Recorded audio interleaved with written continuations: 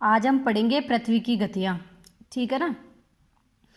अब सूर्य से ना दूरी के आधार पर हमारी पृथ्वी की स्थिति है ना 5वें नंबर पर आती है, और आकृति के आधार पर है ना हमारी पृथ्वी 5वें नंबर पर है। सबसे बड़ा ग्रह कौन सा होता है? बृहस्पति। उसके बाद होता है शनि, अरुण, वरुण, और 5वें नंबर पे होती है हमारी पृथ्वी। आकार के आधार पर तो पृथ्वी ग्रह 5वें नंबर का होता है, और दूरी के आधार पर तीसरे नंबर का होता है। ठीक है ना। अब हमारी पृथ्वी को ना पृथ्वी की आकृति गोल अंडे की तरह होती है, आलू की तरह होती है, लेकिन उसके लिए एक्चुअल वर्ड क्या होता है? लघ्वक्ष गोलाभ, यानी कि जियोड के समान होती है।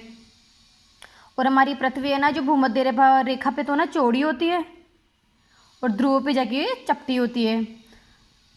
अब इसका ना ध्रुवीय व्यास कितना होता है? 40,008 किलोमीटर। और इसकी ध्रुवीय परिधि है, ये ध्रुवीय परिधि होती है 40,008 किलोमीटर।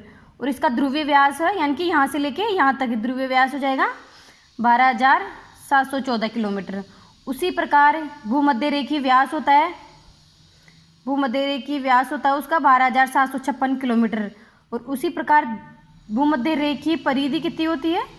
यानी कि ऐसे यहाँ से लेके और यहाँ तक ये होती है 40,075 किलोमीटर।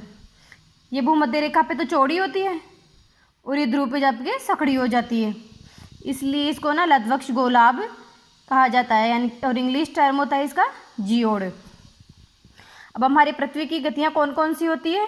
3 गतियाँ होती है: खगोलीय गति, भूगर्भीय गति और भू आकृति गति।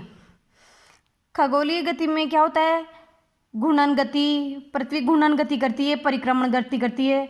घूर्णन गति यानी कि पृथ्वी अपने ही अक्ष पर चारों तरफ घूमती है, और परिभ्रमण गति होती है वो उनकी चारों तरफ घूमती है।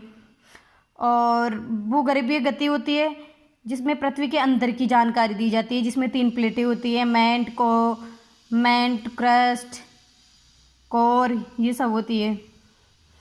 और भू आकृति गतियों में ना उसके अंदर की और बाहर की दोनों की स्थितियों का पता लगाया जाए।